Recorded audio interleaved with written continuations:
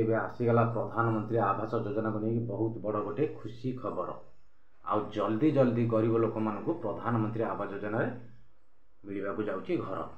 ଆଉ କ'ଣ ଅପଡେଟ୍ ଆସିଛି ଏଇ ଭିଡ଼ିଓ ମାଧ୍ୟମରେ ଆପଣମାନେ ସମସ୍ତେ ଜାଣିପାରିବେ।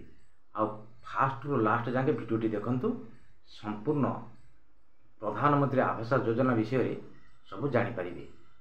ଆଉ ଭିଡ଼ିଓଟିକି ଗୋଟିଏ ଲାଇକ୍ କରିବେ, ସବସ୍କ୍ରାଇବ୍ କରିବେ, ବେଲ୍ ଆଇକନ୍କୁ ଦବାଇ ଅଲ୍ ନୋଟିଫିକେସନ୍ ଉପରେ କ୍ଲିକ୍ କରିବେ। ଚାଲନ୍ତୁ ସମ୍ପୂର୍ଣ୍ଣ ଭିଡ଼ିଓଟି ଆରମ୍ଭ କରିବା। ଏବେ ମୋହନ ସରକାରକୁ ଆସୁ ଆସୁ ଏବେ ଆକ୍ସନ୍ ମୋଡ଼ରେ ବାହାରିଛନ୍ତି ଆମର ମୋହନ ସରକାର। ତା ସହିତ କ୍ଷମତାକୁ ଆସୁ ଆସୁ ସୁଭଦ୍ରା ଯୋଜନା 100 ଦିନ ଭିତରେ ଲାଗୁ କରିବେ ବୋଲି ବଡ଼ ଘୋଷଣା କରିଛନ୍ତି ମୋହନ ସରକାର।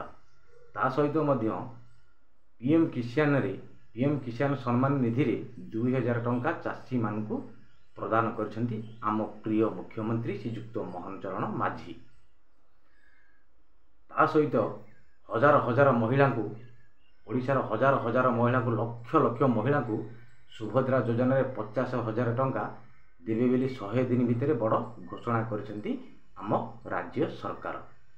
ବହୁତ ବଡ଼ ଘୋଷଣା କରିଛନ୍ତି ରାଜ୍ୟ ସରକାର। 50,000 ଟଙ୍କା ଲେଖା ଲକ୍ଷ ଲକ୍ଷ ମହିଳାଙ୍କୁ ସୁଭଦ୍ରା ଯୋଜନାରେ ଦେବେ ବୋଲି ବଡ଼ ଘୋଷଣା କରିଛନ୍ତି ଆମର ପ୍ରିୟ ମୁଖ୍ୟମନ୍ତ୍ରୀ ଶ୍ରୀଯୁକ୍ତ ମୋହନ ଚରଣ ମାଝୀ।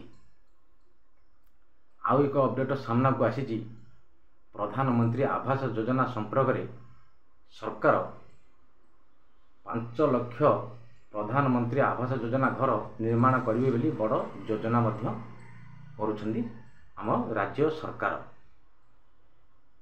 ତା ସହିତ ଆମ ରାଜ୍ୟରେ ପ୍ରତ୍ୟେକ ଗରିବ ସାଧାରଣ ମଣିଷମାନଙ୍କୁ ସରକାର ପ୍ରଧାନମନ୍ତ୍ରୀ ଆବାସ ଯୋଜନା ପକ୍କା ଘରଟିଏ ଯୋଗାଇ ଦେବେ ବୋଲି ବହୁତ ବଡ଼ ଘୋଷଣା କରିଛନ୍ତି। ଗରିବ ଲୋକମାନଙ୍କୁ ପକ୍କା ଘରଟିଏ ଯୋଗାଇ ଦେବେ ବୋଲି ବହୁତ ବଡ଼ ଘୋଷଣା କରିଛନ୍ତି। ଆଉ ଯେଉଁମାନଙ୍କର ଚାଳ ଛପର ଘର ଥିବ, ଗରିବ ସାଧାରଣ ଲୋକ ହେଇଥିବ, ସେଇମାନେ ହିଁ ଏଇ ପ୍ରଧାନମନ୍ତ୍ରୀ ଆବାସ ଯୋଜନା ପାଇବା ହିଁ ଯୋଗ୍ୟ।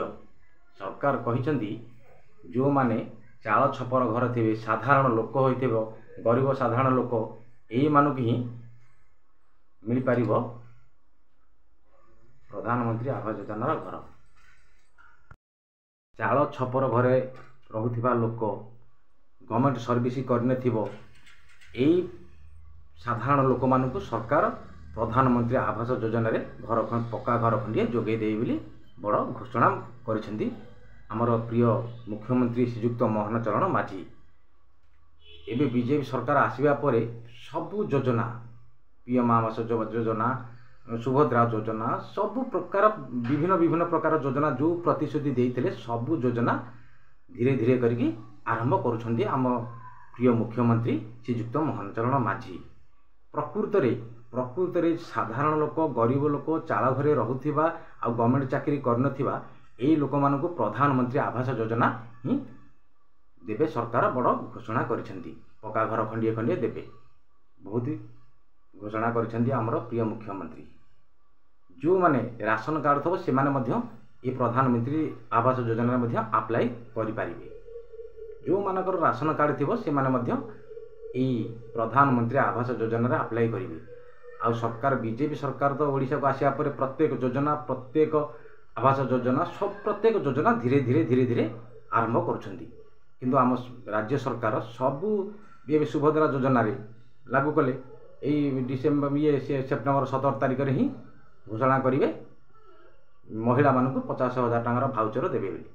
ଆଉ ଯଦି ଭିଡ଼ିଓଟି ଭଲ ଲାଗିଥାଏ ଗୋଟିଏ ଲାଇକ୍ କରିବେ, ସବସ୍କ୍ରାଇବ୍ କରିବେ, ଆଉ ବେଲ୍ ଆଇକନ୍କୁ ଦବାଇ ଅଲ୍ ନୋଟିଫିକେସନ୍ ଉପରେ କ୍ଲିକ୍ କରିବେ। ରହିଲି, ନମସ୍କାର, ଜୟ ଜଗନ୍ନାଥ।